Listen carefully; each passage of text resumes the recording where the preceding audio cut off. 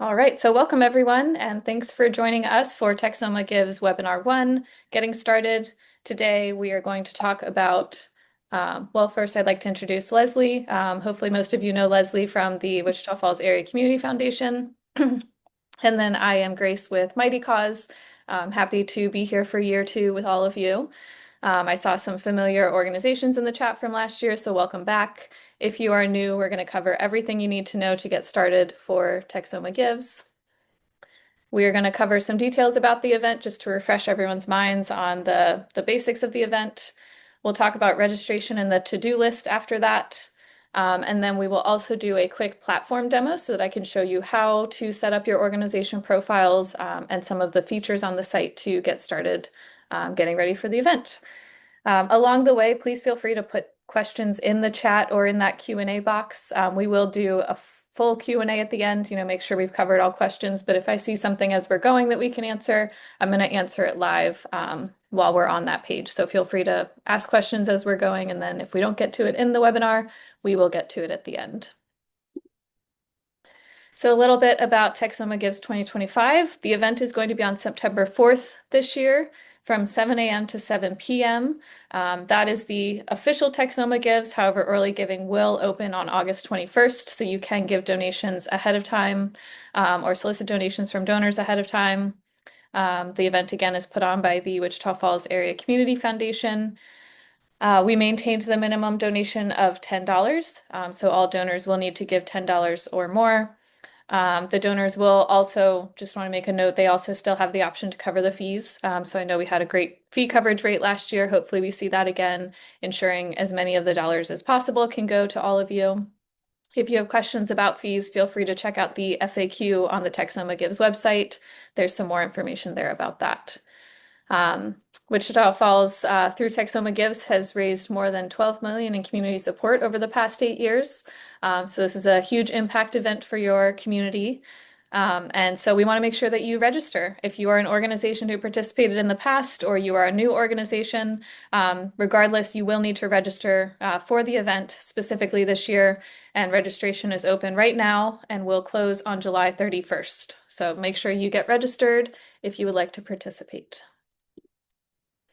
A few notes on the eligibility for Texoma Gives. Eligibility remains the same as last year. The 501c3 public charities that provide services to these Texoma surrounding areas, which is the 24-county area of North Texas and Southern Oklahoma. There will be, counties on the registration form as well as more details on the registration page about that. If you do not have a mailing address in the Texoma area, that's okay. The Wichita's Foundation will make a case-by-case determination when they're reviewing registrations to determine whether you are eligible, providing substantial services for Texoma Gives. So don't worry about that in registration. If you think you are eligible, please register, and then the foundation will be reviewing each registration form to ensure that you are eligible. So better to register than not, I would say. A one note, the churches and private schools, churches are not eligible to participate. However, private schools, school foundations, and tax-deductible scholarship funds can participate. So just want to make a note there as far as eligibility for specific types of organizations. And then, of course, you must be in good standing with the IRS at the time of the event. So even if you register now, you're in good standing now. If you fall out of good standing before the event, you will not be able to participate. So be sure you are staying up with the IRS from now till September 4th because we want you to participate. I do see a quick question in the chat about the slides and recording. We will get you slides and recording after the webinar. That will all be posted on the resources toolkit on the Texoma Gives site. So yes, everything we're talking about today, recording and slides will be shared. So first we'll start with how to register. Again, even if you are returning, you do still need to register for the event this year. If you're new, of course, you will register for the first time. The next few slides kind of cover returning versus new, so we'll talk about each case for each of you.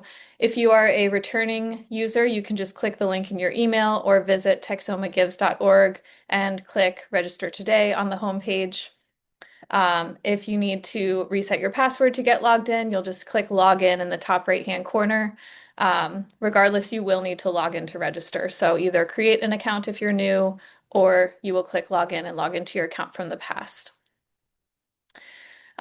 For new users, you will again visit texomagives.org, click login to create an account.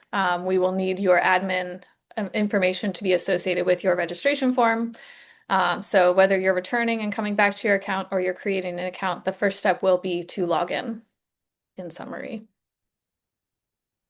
Once you're logged in, you'll go back to that homepage and click register today to get to the registration form. On that landing page, when register today takes you to that next landing page, you'll see this registration module here on the right side of the slide. That will be embedded in the page, and that is how you will register for Texoma Gives. So there's two ways to get your organization for the registration form. So you have to identify what organization you're registering for.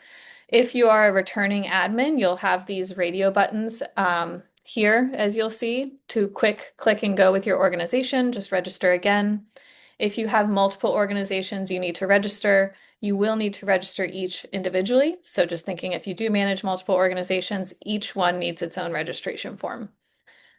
So you can quick click and go, or if you are new or not an admin yet, you will just enter your EIN number in the search field. Once you type in the EIN number, it will show up with your organization with the legal name that the IRS has on file. So thinking about DBAs, if it looks like an old name, it's probably still correct. If you're typing in your EIN, that is the most unique identifier to find your organization. So just to recap, step 1 is login. Step 2 is go to the homepage and click register today. And then step 3, you will identify your organization to move forward with the registration form.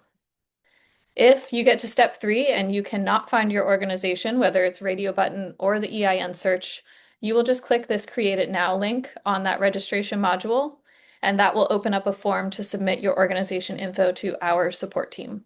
So the Mightycause support team can then either help find your organization on the website, or they'll be able to create a new organization page for you. Sometimes this happens if you're new to the IRS listing, or if you're a fiscally sponsored organization. You may need to click that Create It Now and submit a form to the support team. Once you submit the form, the support team will get back to you via email about your organization and if we need anything additional to get you set up. And then once you've completed all of the registration form questions, you found your organization, you fill out the form, you can save and finish later or click continue. When you do save and finish later, that is not submitting your form. That is just making it so that you can come back to your form and complete it to submit later. So you will likely, if you finish the form, want to click continue or submit here to move forward and get that submitted to the foundation for review. I will show you how to tell what phase you're in once you logged in because that will be important. But regardless, fill out the questions and either save or submit at that time. And then always, if you have questions throughout any of this process, please email support@mightycause.com. Our support team is a team of about a dozen individuals. We're real humans on the other end. We're not using AI chat or anything at this point. So you can get to a real human, and we are there to help take that off of the foundation's plate as far as questions for registration. If we need to reach out and get some information from them to answer your question, we will do that. But please email support@mightycause.com so that our team can help you. That way Leslie can focus on planning the event and getting everything set up for you guys. A couple helpful hints as you're registering. Everyone has a profile on the platform unless you are new or fiscally sponsored, as I mentioned. Regardless, having a profile does not mean you're registered. So when you reach out to Create It Now with Mightycause, you will still need to go back and do the registration process once you have a profile. So having a profile is not registering. The to-do list is accessible and can be completed without submitting a registration form. So part 2 of registration is this to-do list on the site to ensure that your profile has a few items that are required. Just because you finish your to-do list, again, that does not mean that you are registered. You always need to submit a registration form to be registered.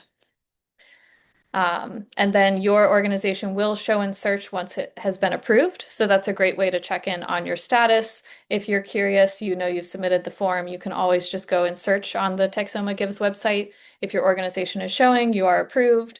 If you're not showing, I'm going to show you where to find out your registration status on your dashboard. So then the second piece of registration is the to-do list. With the to-do list, this just helps ensure that everyone's profile has a few required elements in place for the best donor experience. We want to make sure that you have a logo and some information on your site. So if you participated in the past, the good news is that you probably have these items checked off and you may not need to do any to-do list items. If you are new, you definitely want to check out your to-do list. And regardless, if you're returning, just double check that you have everything checked off. So this helps Texoma Gives to see how complete your page is as we are reviewing registrations. So what is required is completing your organization page with a logo, a banner image, and an about section. For the about section to check off, you will need at least 50 words for that item to get checked, and then the complete your organization page will be checked. We also need everyone to do EFT setup so that you can receive disbursements very easily from the Mightycause Foundation. If you would like to receive by check, you will just need to reach out and get approval from the team. So you can reach out to support at Mightycause for that, and we'll run those by Leslie for final approval. However, a check disbursement does incur a $5 fee, so I highly recommend setting up the EFT if you can for a direct deposit from our team. And then lastly, you will need to set up a thank you page. We want to make sure that donors are thanked at the end of their experience. So that's an easy way to immediately thank donors, in addition to any kind of thanking letters or emails that you all send out yourselves. And again, I will show you all of this on the profile overview that we're going to do live. So these slides are helpful for going back and looking, but again, we will make sure that we cover this in the next piece. So again, you may see that your items are checked off. You probably just participated in the future or were migrated in during the platform switch.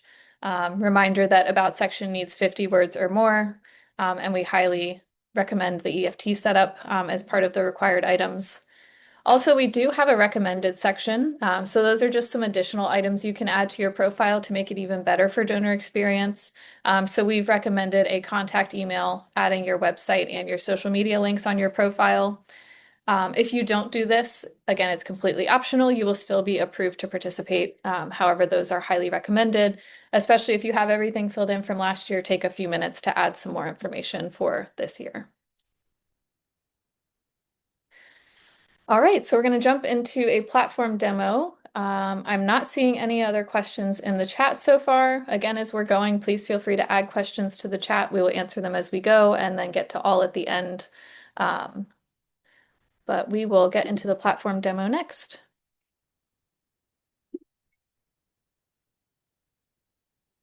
Just need to switch my screens here.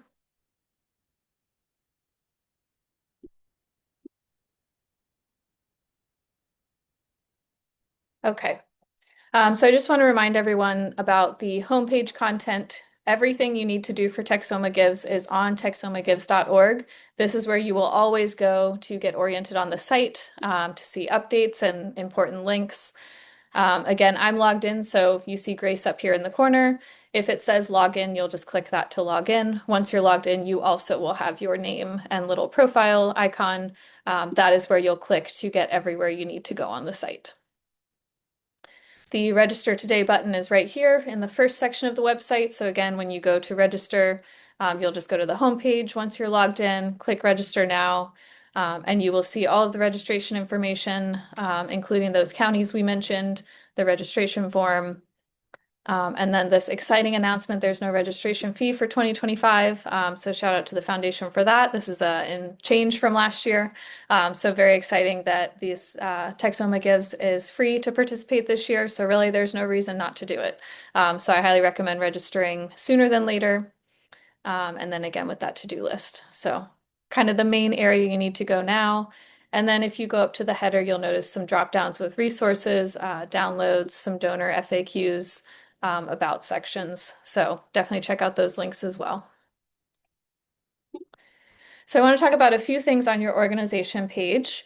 If you are following along on the side, feel free to log in. And if you have access to your organization page from last year, you can follow along and see what your side looks like. One of the main things is that when you log in to the site, you'll click on your name, and I have some extras in my menu, but you'll have the organization section, and that's where you can visit your organization dashboards easily. Once you've clicked on those organization dashboards, you always arrive to the overview first. If you land on your organization page instead, if it looks like this, you're logged in, you just click this hamburger menu in the top left corner and you can go to overview to see what we're seeing now. So if you end up on organization page or anywhere else, you'll just want to open your dashboard. And then just a reminder, it will collapse and open as you click this. So I know sometimes it'll feel like you lost your dashboard. It's just right there in the left-hand corner. On the overview page, you will have your registration status. If you see registration is now open for Texoma Gives, register now. This means you have not done anything yet to register, and you definitely want to click this register now button, or again, visit the homepage and click register today. If you see your registration is pending on this little message, that just means your registration form is in review, and the foundation will review and ideally approve it soon or reach out to you with additional questions or eligibility comments. If you are registered, it will say your organization is registered for Texoma Gives 2025, and that means you are approved, you are set to go, and you will be live on the site ready to accept donations when early giving opens. The final message you'll have if you use that Save and Submit Later button would say your registration is incomplete and you'll want to go finish that. You can finish that by visiting that registration page again, and if you're logged in, it'll recognize that you want to continue a registration, or there will be a link with that as well to take you back to your registration. So probably most importantly during the registration phase is this overview page. You can check your registration status. And then, as we mentioned earlier, if you think you've been approved, I would always recommend searching for yourself on the site to see if you're showing live. If you feel you're approved and you don't find yourself on the site, I will say to check your general settings because discoverability may be toggled off. If you toggle this off for any reason between the events, you will want to toggle it back on in time for Texoma Gives. Leslie and I will also be kind of keeping an eye on this to ensure everyone's showing, but I would always check your discoverability if you think you're registered and you're not finding yourself. Under the overview page, we also have the organization page tab. This essentially takes you to your organization page live in edit mode. If you don't see the editing icons, all you need to do is toggle into edit mode in that right-hand side of the page. Once you toggle into edit mode, you'll see all of these edit icons pop up. So when you're editing, you are essentially editing the public view. You'll see your changes immediately. It's what we call on-page editing. So we make this super easy for you to make those changes and see what they'll look like as a donor.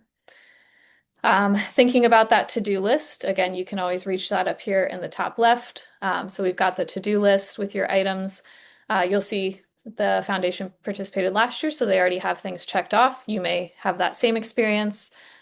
If you need to complete something, for example, if EFT setup is not checked, if you click EFT setup, it's going to take you right to where you need to set that up. So these link to the settings that you will need to complete.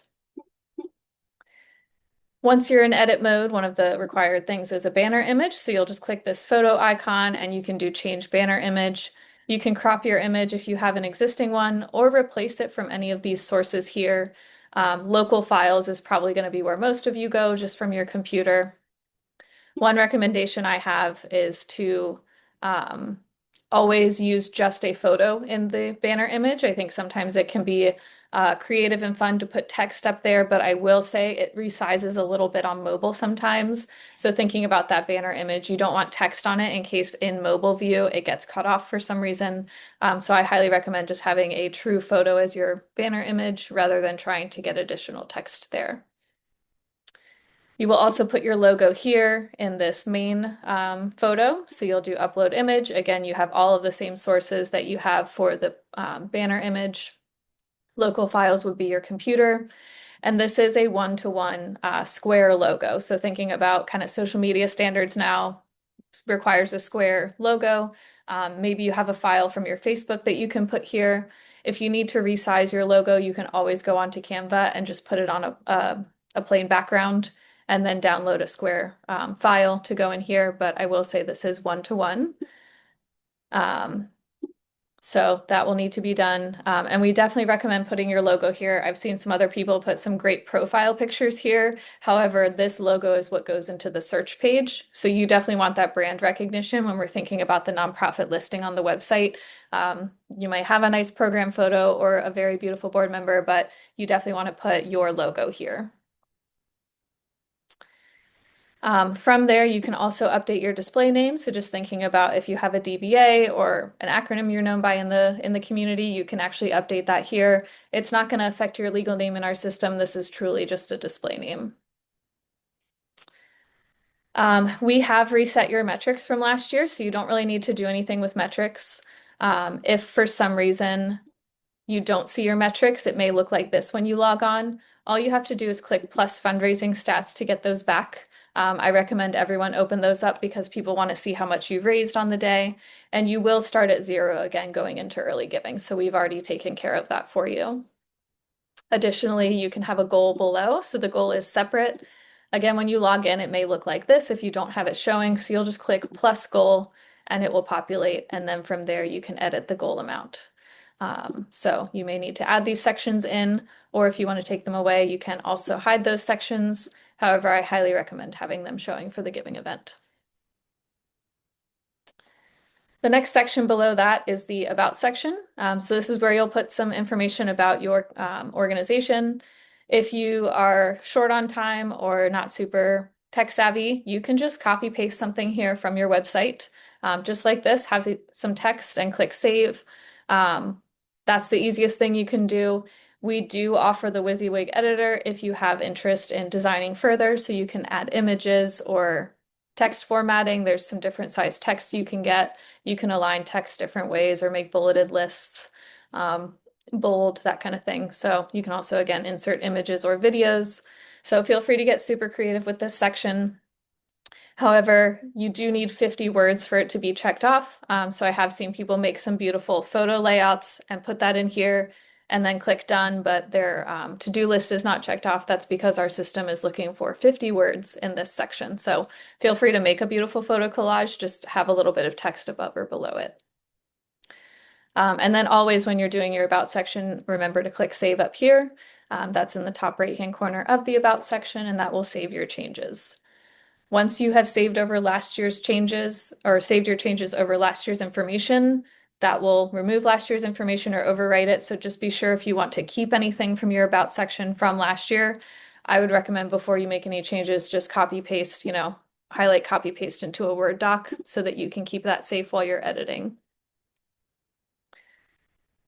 A few sections that you can add. So you have the featured campaigns section. This will ask you to feature specific peer-to-peer campaigns or teams if you are creating board member campaigns. We're going to get more into creating peer-to-peer campaigns next time on the next webinar. Once you've done that, you can feature them here by searching for them. If you don't want to feature any specific campaigns, you can just hide that section. The giving activity section, you'll see it like this if you haven't added it before.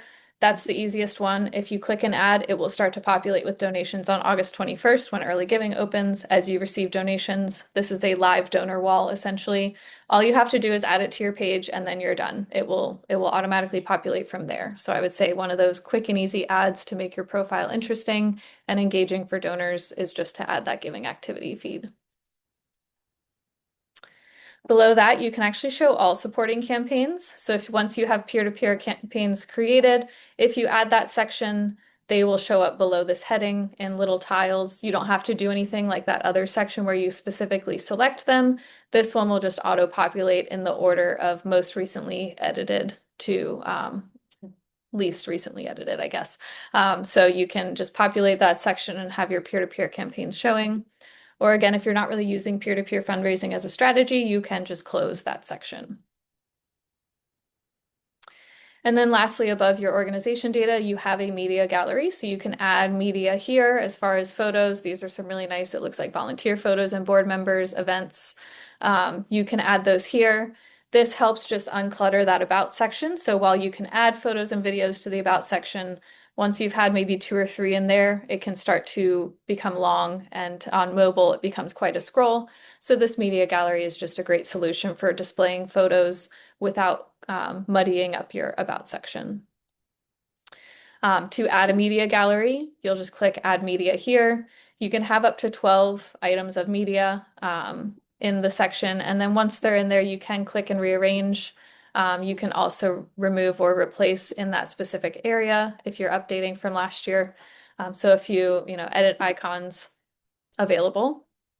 I will say anywhere you see these pencil icons, just click and see what it's going to do. You can always undo what you've done. So I would recommend just kind of playing around if you're comfortable and seeing what's possible. And then the last section on every profile is the org data. So we're thinking about how a donor comes to your page and experiences your page. We've got donate right at the top. We've got your branding right at the top. We've got an about section. If they keep scrolling, they'll see some engaging materials like donor wall. If they continue to scroll, they're going to get down to your data section. And this is where you can provide items like your website to send them over to check out more information. You can provide social media links. So you'll be able to choose what social media it is and then put your URL in. You can add as many as you'd like, one of each of these. So you could have one of everything showing. Phone number, display address, things like that. So some of this will come from your registration answers and populate right here on the page. Some things you can edit yourself. So as far as phone number, email, website, we don't need to put that in the about section because it will just live down here.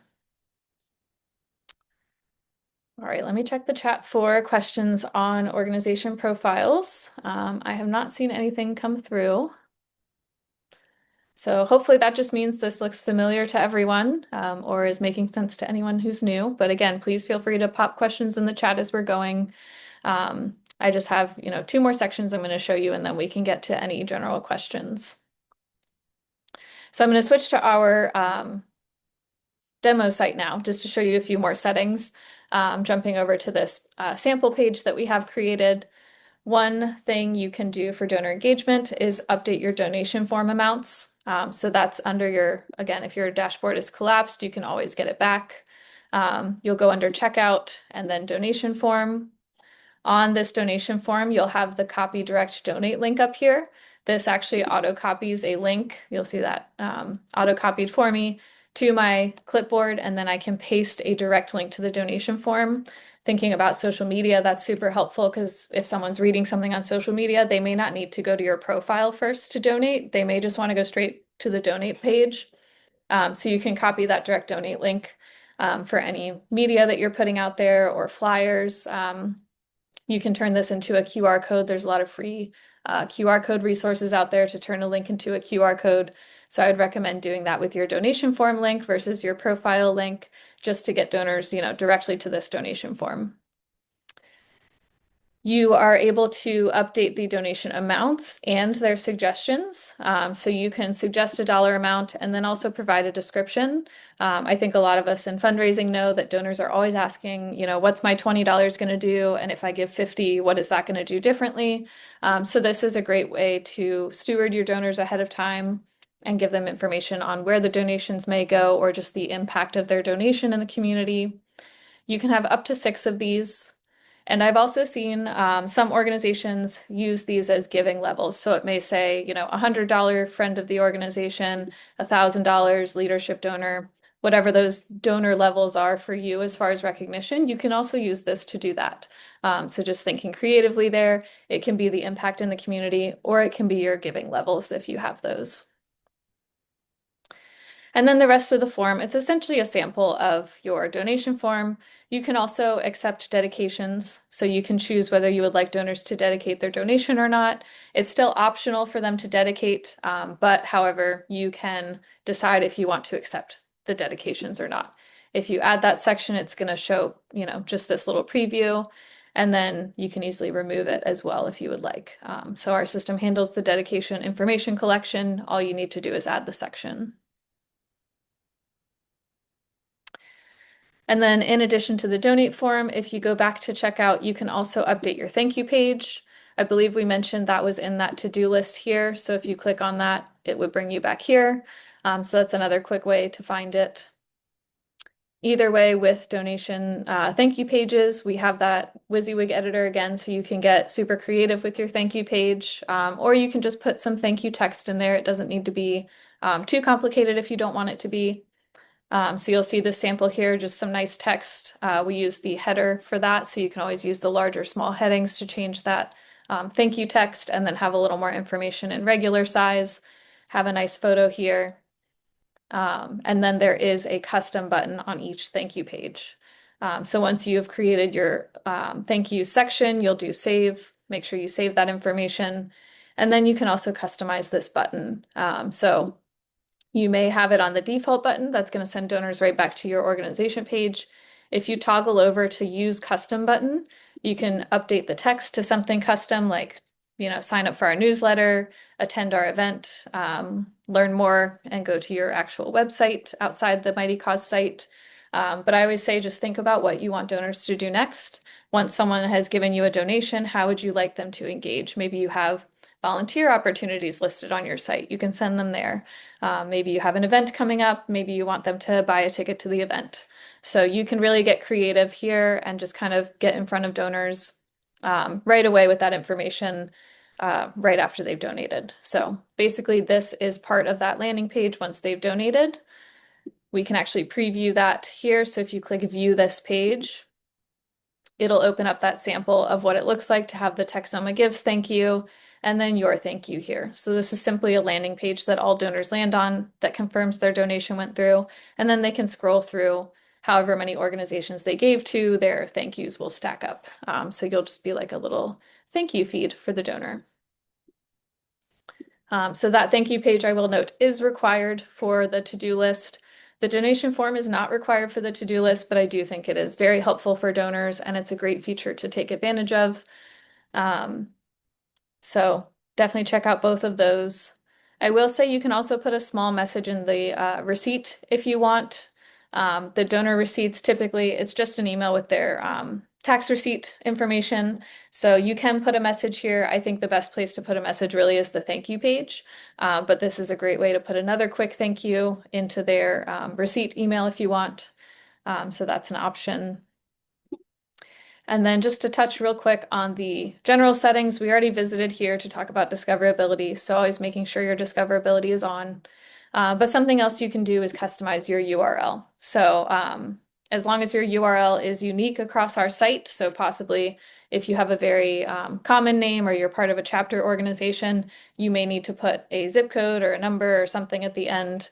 But you can create a custom URL here so that when you share your link, it's a little easier to describe to people, or it just kind of, aligns with your organization. So URL customization, the discoverability, and then you also can have alternate search names. So I would highly recommend filling this out. If people commonly misspell your name, definitely put that common misspelling here. If you used to have a different name, now you have a new one, put that old name here. So you can have, options here, and you can even use commas and add a few keywords. I will say just a few, adding like animals and rescue or something would be helpful for this type of organization, the Animal Humane Society. So think about those keywords for yourself, but definitely alternate names, super helpful for the donor search. So that'll just help with that search page. All right, I believe that is all we wanted to touch on today. Get everyone kind of oriented with the site. Hopefully this was a good refresher for those of you who participated in the past. If you're new, hopefully all of this was helpful and will make more sense as you continue to get oriented on the site. I know it feels like a lot, but I will say our product is very intuitive, so hopefully this platform is easy for you to use and get onboarded. Again, if you need any help, you can always reach out to support@mightycause.com. So we are available to you.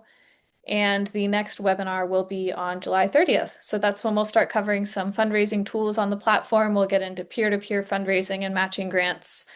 Just kind of wanted to give you that upfront basics now. So I would say the two things you want to do before next webinar are get registered. So get your registration form in and then start completing your profile so that that's ready to go. And then that way we get to the next webinar, we'll start working with the tools themselves. Looking at the chat for questions. So I want to have our support email here available to you. Definitely write this down. As you're going along, we're here to help. Question in the chat, what will happen to any recurring gifts after 2026? Those will continue to be dispersed out to your organization. So if the recurring gift exists on the platform, it exists till the donor ends up canceling, the card expires, whatever that is.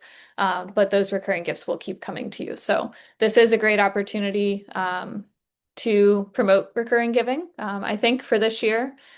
So you can have that on the donation form. You'll want to make sure on the donation form that you have this gear not hiding recurring option. This is an option to hide it, but I would keep that unchecked. And you can default to a monthly donation if you really want to promote the recurring giving. But either way, that would be an option. So I would say make sure that's available. Great question.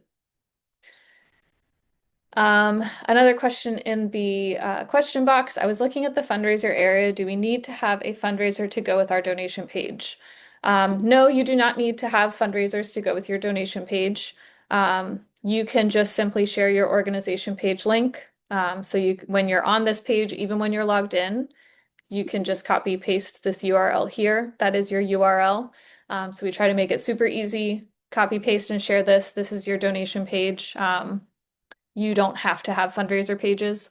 If you wanted to add fundraiser pages, that's what we'll get into in the next webinar about peer-to-peer fundraising and how to use those campaign pages. Again, that's completely optional, but it's always a great strategy. So I recommend attending and learning more about that. And then just a reminder, as far as sharing your donation page, you can also copy this direct donate link. So either this or your organization URL are great links to share leading up to the campaign and during the campaign. All right. I'm not seeing any other questions coming through the chat. Leslie, is there anything that you wanted to add from what we've talked about? Not that I can think of. Okay. Well, we will share the recording and the slides on the resources page soon. Usually it takes about 24 hours to get those up, so check back tomorrow or Friday, and those will be available for you to review as you get started. And then again, as you're going, just always email support@mightycause.com if you have a question. We're here to help. There is no question too silly to submit. So definitely utilize our customer support as much as you need to.